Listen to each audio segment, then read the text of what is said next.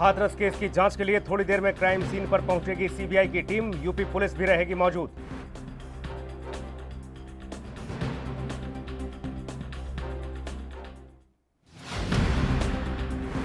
PM Modi करेंगे आज बाला साहेब विखे पाटिल की आत्मकथा का विमोचन। एजुकेशन सोसाइटी का बदलेंगे नाम।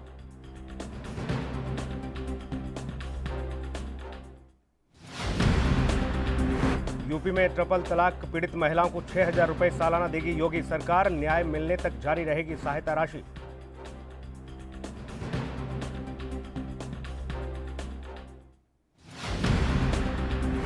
और चालबाज चीन की नई हरकत आई सामने। अब पेंगोंग झील में अंडर वाटर गतिविधियों पर चीन ने रखी है नजर।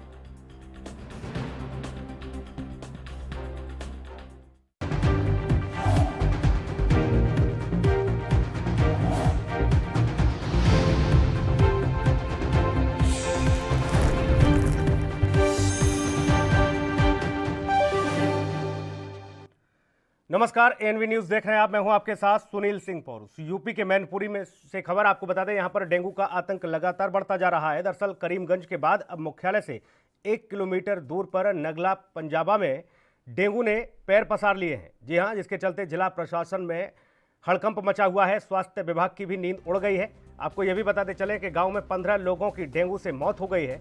ग्रामीणों ने मुख्य चिकित्सा अधिकारी नगर पालिका पर लापरवाही का आरोप लगाया। ग्रामीणों की शिकायत जब क्षेत्रीय विधायक से इन ग्रामीणों ने की, तब भी कोई संतुष्टि भरा जवाब नहीं मिला। जबकि गांव में आपको बता दें कि डेंगू से पीड़ित सैकड़ों लोगों की जो रिपोर्ट है वो पॉजिटिव आ रही है और खतरा लगातार बढ़ता जा रहा है। हालांकि एहतियात के तौर पर यहां कुछ छिड़काव करने की कोशिश की गई। इतना ही नहीं, डेंगू के मच्छरों को मारने के लिए दवाओं का छिड़काव किया जा रहा है। लेकिन सवाल यही कि आखिर हालात विकराल होने के बाद ही क्यों नींद खुली है? इससे पहले व्यवस्थाएं क्यों नहीं की गई थी? मैनपुरी से यह खबर, डेंगू का आतंक लगातार बढ़ता जा रहा है। करीमगंज के बाद अब मुख्यालय से 1 किलोमीटर दूरी पर नगला पंजाबा में डेंगू ने पैर पसार लिए हैं, जिसके चलते जिला प्रशासन के साथ साथ स्वास्थ्य विभाग में हड़कंप मचा हुआ है। आपको ये भी बता दें कि गांव में 15 लोगों की डेंगू से अब तक मौत हो चुकी है। ग्रामीणों ने मुख्य चिकित्सा अधिकारी नगर पालिका पर लापरवाही का आरोप लगाया है। 1 महीने से पहले का फैला हुआ है, मगर कहीं 4 घर, किसी घर में 4 हैं, किसी घर में 5 हैं, किसी घर में 3 लोग हैं और बुरी तरीक़ा से इलाज चल रहा है। यहाँ भी इलाज हो रहा है, आगरा भी हो रहा है और बराबर ये इलाज चल रहा है। कहीं सही हो जाते हैं, और जो ज़्यादा वैसे हो तो बीमार पड़ जाते हैं। पलटे हैं, हाल पलट। उधर कांग्रेस नेता कांति देवी ने मोदी सरकार पर निशाना साधा। उन्होंने आरोप लगाते हुए कहा कि मोदी सरकार पूरे देश को बेचकर खा रही है, जिसका बड़ा उदाहरण कई सारे मुद्दों को लेकर है। जैसा कि आप जानते हैं कि मोदी सरकार ने कृषि कानून जो बनाया है वो बिल्कुल ही फायदेमंद नहीं है। ये सिर्फ ऊंचे वर्ग के लोगों के लिए ही फायदेमंद है, किसानों के लिए या कोई भी फायदेमंद साबित नहीं होगा। साथ ही कहा कि हाथरस की घटना से पूरे देश में आक्रोश है और एक तरफ मोदी सरकार बेटी बचाओ बेटी पढ़ाओ का बड़ा जोर शोर से नारा लगा रही है, तो वहीं दूसरी तरफ महिलाओं की सुरक्षा के नाम पर सिर्फ औपचारिकता ही देखी जा रही है। जी हां, तो ये खबर सीधे तौर पर कांग्रेस के निशाने पर मोदी सरकार। अगली खबर का रुख करेंगे। यूपी के मुरादाबाद से खबर है, जहां पर एंटी करप्शन की टीम ने लेखपाल को 10,000 रुपए की रिश्वत लेते हुए रंगे हाथ गिरफ्तार किया। दरअसल लेखपाल को एंटी करप्शन टीम ने किसानों से रिश्वत लेते हुए रंगे हाथ गिरफ्तार करके थाना पुलिस के हवाले किया।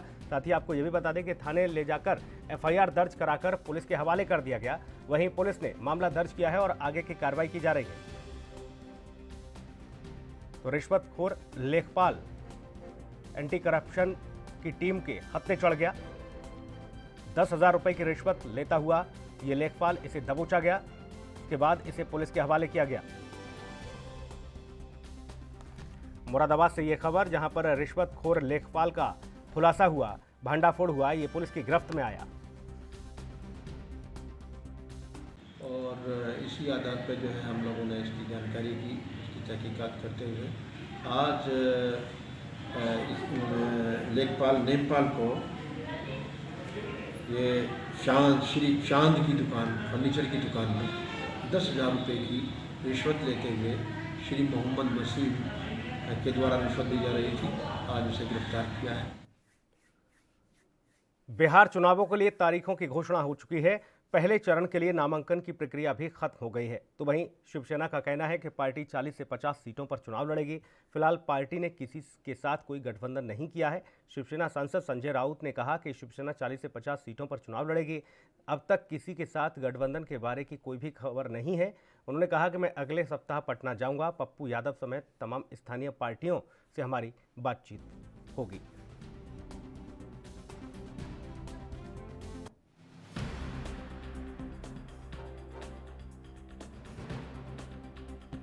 वो हमसे बात करना चाहती है, जिसमें से एक पप्पू यादव जी भी है, उनकी पार्टी भी है।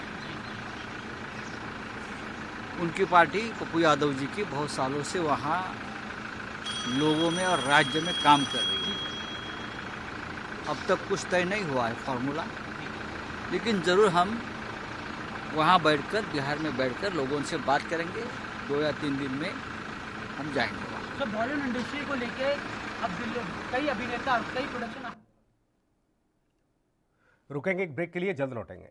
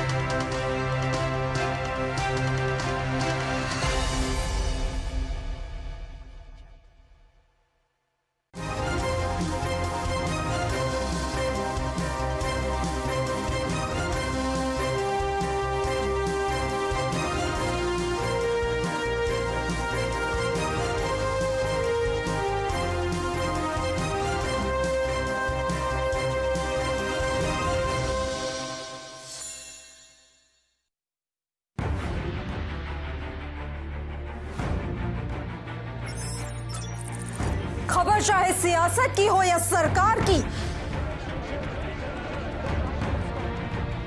खबर चाहे भ्रष्टाचार की हो या गुनहगार की, दिन भर में क्या रहा देश जगत का हाल, किस मुद्दे ने बनाई किसकी सरकार, रखते हैं हम सब पर नजर, पहुंचाते हैं हम हर खबर। हम हैं ANB न्यूज। लखनऊ से लेकर चंडीगढ़ तक, मुंबई से लेकर रायपुर तक, क्या है राजनीति की हलचल, क्या है समाज का मिजाज। राजधानी लाइव, हमारी नजर, आपका फैसला, हर रोज सुबह 8 बजे सिर्फ ANB न्यूज पर।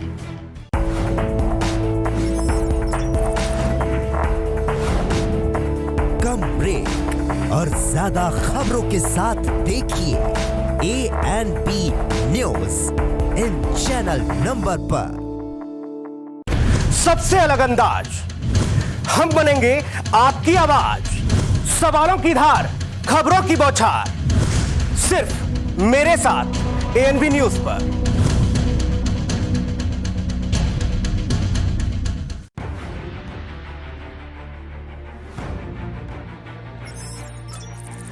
खबर चाहे सियासत की हो या सरकार की,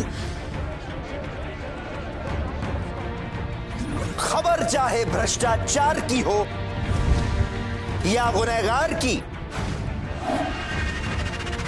दिन भर में क्या रहा देश जगत का हाल, किस मुद्दे ने बनाई किसकी सरकार, रखते हैं हम सब पर नजर, पहुंचाते हैं हम हर खबर। हम हैं ANB न्यूज।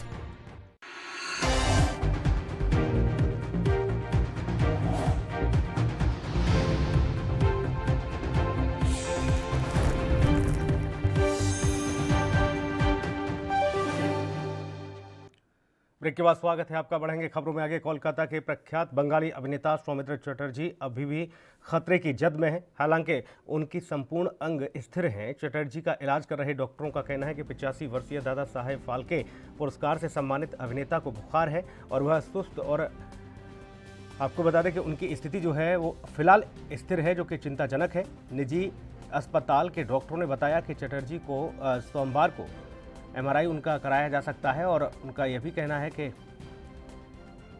एमआरआई कराया गया तो उसमें जाहिर तौर पर ये स्थिति देखने को मिली कि उनकी जो फिलहाल जो हालत है वो खतरे की जद में है। कोविड-19 का इलाज भी उनका चल रहा है। आपको ये बता दें कि चटर्जी को शनिवार को 2 बार प्लाज्मा थेरेपी दी गई थी और उनका सीटी स्कैन भी कराया गया था। साथ ही कोरोना वायरस से संक्रमित होने के बाद उन्हें अस्पताल में भर्ती कराया गया था। अब उनकी बाकी डिसीज की भी जाँच पड़ताल हो रही है।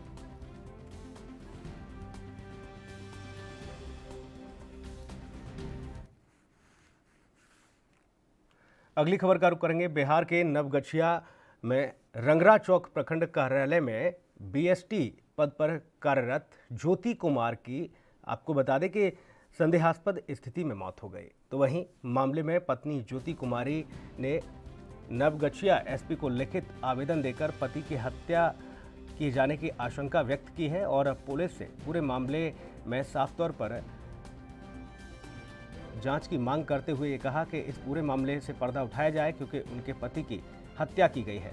पुलिस ने इस पूरे मामले को अन्य पहलुओं से जोड़कर देखा था, लेकिन अब पत्नी ने आरोप लगाया है कि उसके पति की हत्या की गई है।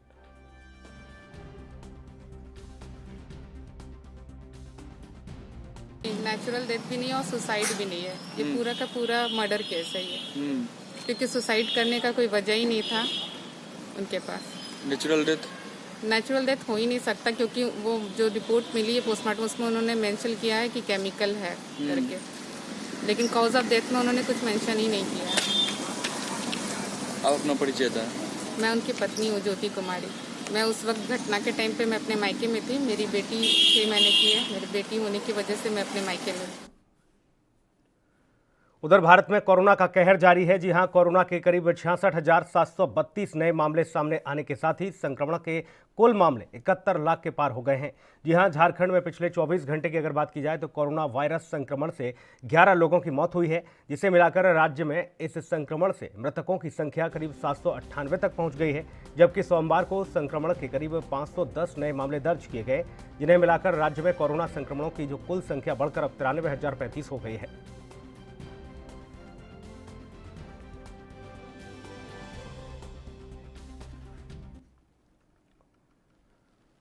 उधर बंगाल की खाड़ी में बना कम दबाव का क्षेत्र सोमवार को गहरे दबाव में बदल गया और इसके साथ ही आज आपको बता दें कि उत्तरी आंध्र प्रदेश के तटीय इलाके के साथ ही नरसापुर और विशाखापट्टनम से गुजरने की संभावना है। साथ ही भारतीय मौसम विज्ञान विभाग ने ये जानकारी दी है।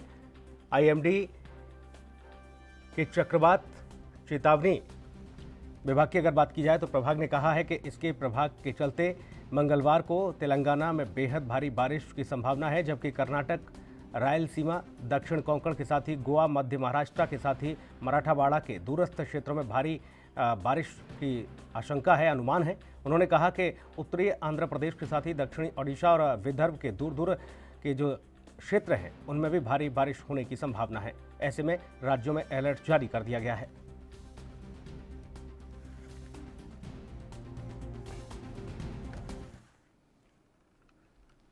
उधर कोरोना की वैक्सीन की उम्मीद लगाए लोगों को एक और बड़ा झटका लगा है। जी हां, जॉनसन एंड जॉनसन ने कोरोना को लेकर किए जा रहे अपने क्लिनिकल ट्रायल को अस्थायी रूप से रोक दिया है।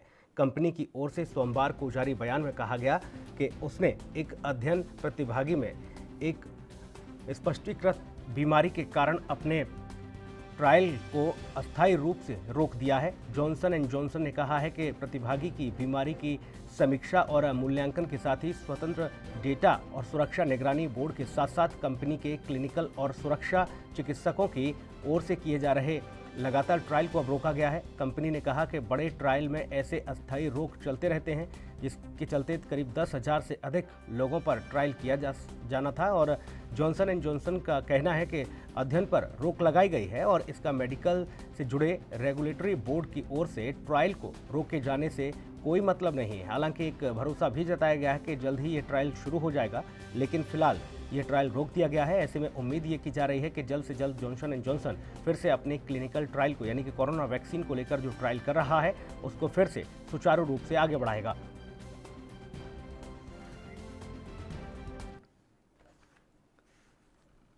वक्त एक और ब्रेक का, जल्द लौटेंगे।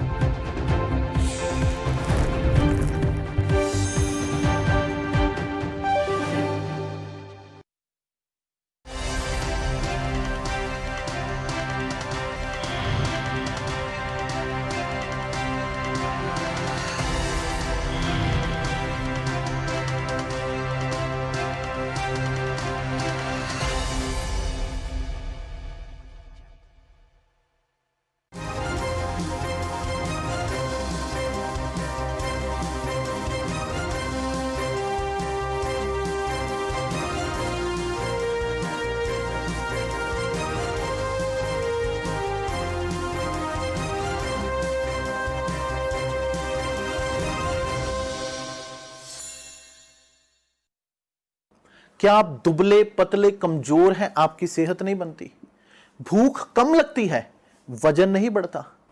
दरअसल मेन बात खाना पीना खाना नहीं है, मेन बात है खाया पिया लगना। और अगर खाया पिया लगेगा ही नहीं तो सेहत बनेगी कैसे?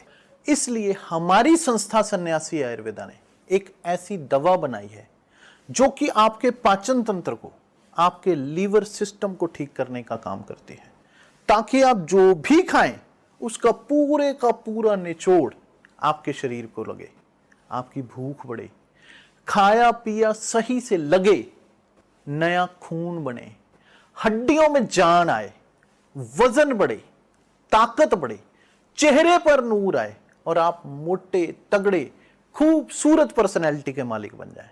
यह दवा पूरी तरह से आयुर्वेदिक होती है। इसका शरीर पर कोई भी साइड इफेक्ट, कोई भी नुकसान या दुष्प्रभाव नहीं होता। लड़के लड़कियां दोनों इसका इस्तेमाल कर सकते हैं और पहले 15 दिन के अंदर ही आपको इसका असर महसूस हो जाएगा। सिर्फ 650 रुपए की पूरे 1 महीने की दवा होती है और आप इसे घर बैठे 01145454545 पर फोन करके दवा मंगवा सकते हैं।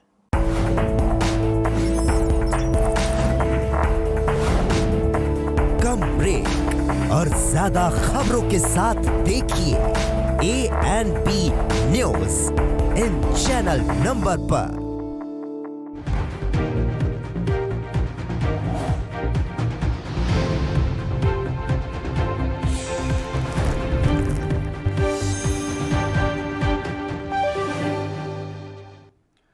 ब्रेक के बाद स्वागत है आपका। बढ़ेंगे खबरों में आगे। सर्दी के मौसम में दिल्ली वालों को दमघोंटू हवा से बचाने की कवायद दिल्ली सरकार ने शुरू कर दी है। प्रदूषण के लिहाज से 13 संवेदनशील स्थलों पर माइक्रो लेवल पर निगरानी रखने के लिए MCD के कमिश्नरों की तैनाती की गई है। बुधवार तक इनको संबंधित स्थलों की विस्तृत रिपोर्ट तैयार करनी है और इसके आधार पर सरकार एक्शन प्लान तैयार करेगी। इसके साथ ही दिल्ली सरकार का सख्त निर्देश है कि सरकारी और निजी एजेंसियों पर ही नहीं, प्रदूषण रोधी इंतजाम न करने पर आम लोगों पर भी इस बार सरकार जुर्माना लगाएगी।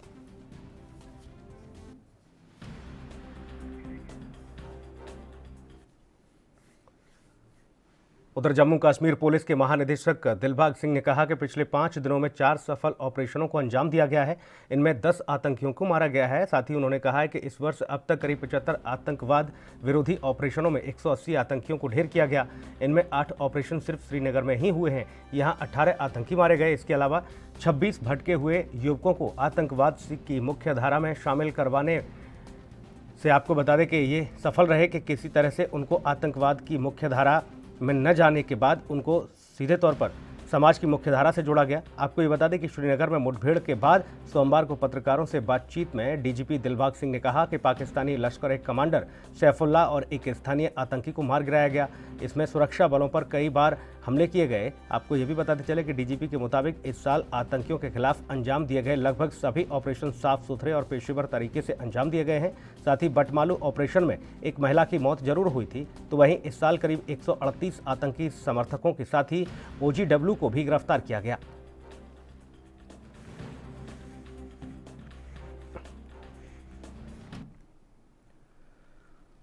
और आज एक महत्वपूर्ण खगोलीय घटना घटेगी और सौर मंडल में एक अद्भुत नज़ारा देखने को मिलेगा। जी हां, मंगल ग्रह पृथ्वी के सबसे करीब होगा और सबसे उज्जवल नारंगी रंग में चमकता हुआ दिखाई देगा। इसके साथ ही आपको ये बता दें कि ज्योतिष शोधार्थियों और एस्ट्रोलॉजी एक विज्ञान रिसर्च पुस्तक के लेखक गुरमीत वेदी ने बताया कि अद्भुत बात यह होगी कि इस दिन मंगल सूर्य के विपरीत होगा और पृथ्वी सीधे मंगल और सूर्य के बीच स्थित होगी।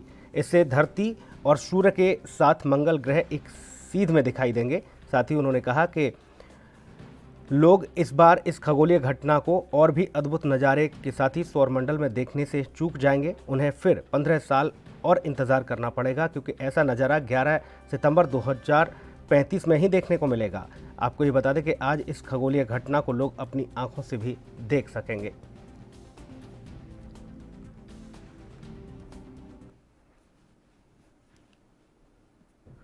मध्य प्रदेश की अगर बात की जाए उपचुनाव की, तो यहां पर एएनबी न्यूज़ की टीम ने बीजेपी के वरिष्ठ नेता और पूर्व राष्ट्रीय सचिव प्रभात झा से खास बातचीत की और इस दौरान प्रभात झा ने कांग्रेस पर जमकर निशाना साधा और साथ ही उपचुनाव में जीत का दावा किया। गलतफहमी की गुंजाइश नहीं सियासत में, गलतफहमी की गुंजाइश नहीं सियासत में, किरदार कमज़ोर हो तो कहानी टूट जाती है। कांग्रेस का कहना है कि उसके कमज़ोर किरदार वाले दल बदल विधायक अब बीजेपी के बैनर तले चुनावी मैदान में हैं। उसकी ये कहानी टूटना पक्की है। बीजेपी इस कहानी को कैसे बचाएगी, यही हम जानेंगे। हमारे साथ हैं बीजेपी के वरिष्ठ नेता प्रभात झा जी। प्रभात जी आपका बहुत बहुत स्वागत है। बहुत बहुत धन्यवाद आपको। जी, मेरा पहला सवाल ये है कि ये पूरा चुनाव कमलनाथ वर्सेस शिवराज बताया जा रहा है, इसमें ज्योतिरादित्य सिंधिया जी की कितनी और कैसी भूमिका है? देखिए, चुनाव में सबकी भूमिका होती है। अब उस व्यक्ति की भूमिका तो होगी ही जो 22 लोगों को लाकर एक सरकार को गिराया और दूसरी पार्टी की सरकार को बनाया। क्या उसकी भूमिका को आप गौण कर देंगे? संभव ही नहीं है। इसलिए मेरा अपना मानना है कि इतनी भूमिका तो है ही, और जो सरकार गिरा सकते हैं और बना सकते हैं उनकी भूमिका तो रहेगी। तो जैसा कि आपने कहा कि सिंधिया जी की काफ़ी अहम भूमिका है, विशेषकर क्योंकि वो ग्वालियर चंबल संभाग के प्रभुत्व रखने वाले नेता हैं। बीजेपी में भी 16 से 18 सीटें इसी क्षेत्र की हैं, और आपको क्या लगता है कि अगर बीजेपी हारती है तो क्या इस हार का ठीकरा सिंधिया जी के सर पर फूटेगा? अब आप बताइए, जीतने वाली पार्टी को आप हारने वाली पार्टी कह रहे हो, और कल क्या होगा ये तो एस्ट्रोलॉजर के सिवा कोई बता नहीं सकता। इसलिए पहली बात तो वो 16 की 16 सीटों में हम आपके ही चैनल के माध्यम से माननीय कमलनाथ जी से पूछना चाहते हैं कि उस 16 में कौन सी सीट आप जीतने जरा बता दीजिए।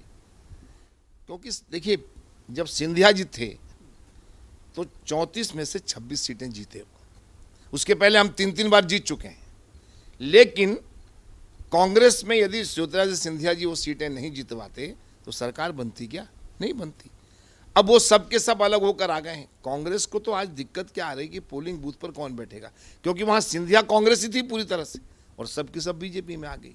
अब बीजेपी के कार्यकर्ता हूं, इसलिए संकट उनको है, हमको संकट नहीं। कांग्रेस का आरोप है, और जो मुद्दा वो बनाए हुई है, बिकाऊ बनाम टिकाऊ, बार बार वो इसे दोहरा रही है।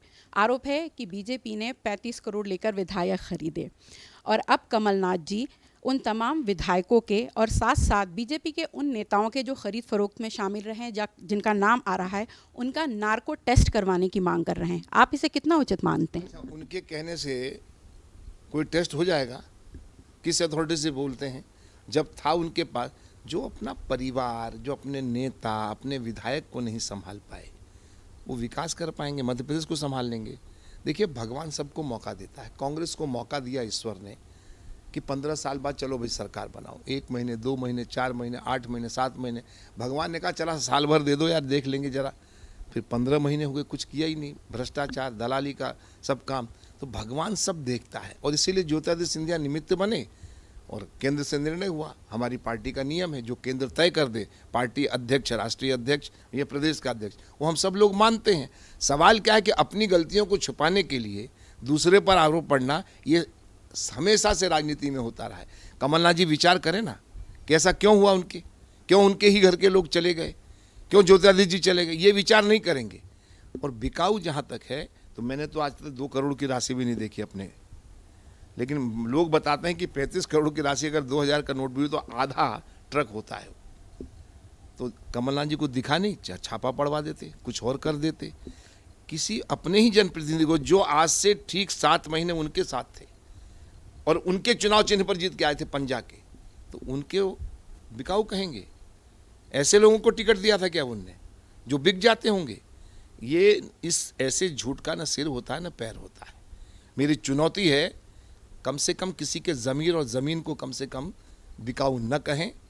बिकाऊ तो लोग उनको कह रहे हैं कि ज़िंदगी में नोट के सिवा कुछ देखा नहीं उन्हें। अभी किसी से कह रहे थे यार ये रबी खरीफ क्या होता है, अब उनको पता नहीं कि रबी फसल कौन सी होती, खरीफ फसल। और किसानों के बारे में बात करते हैं। मैं दावा करता हूं कि हल में सीत कहाँ लगा होता है वो बता दें, मैं ज़िंदगी भर गुलामी करूंगा। सीत शब्द क्या है? हमेशा पैसों में रहने वाले लोग, देखिए भाग्य से लॉटरी लग गई, बन गए तो कोई दिक्कत नहीं। हमने तो सहज सिर्फ कहा हम 109 थे, वो 114 थे, बुला लिया राज्यपाल जी, लेकिन चला पाए क्या?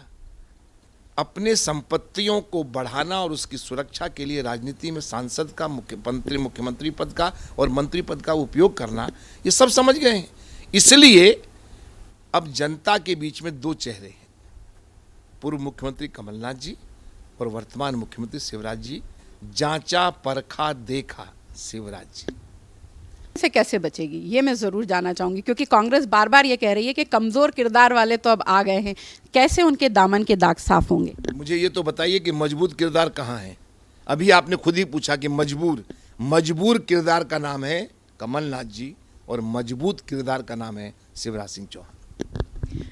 तो ये थे हमारे साथ प्रभात झा जी, जिनका कहना है कि कमलनाथ एक मजबूर किरदार के तौर पर सामने आ रहे हैं, जबकि शिवराज सिंह चौहान एक मजबूत किरदार के साथ हैं, इसलिए बीजेपी चुनाव ज़रूर जीतेगी। एनबी न्यूज़ के लिए भोपाल से सीमा वर्मा। इस बुलेटिन में इतना ही। नमस्कार।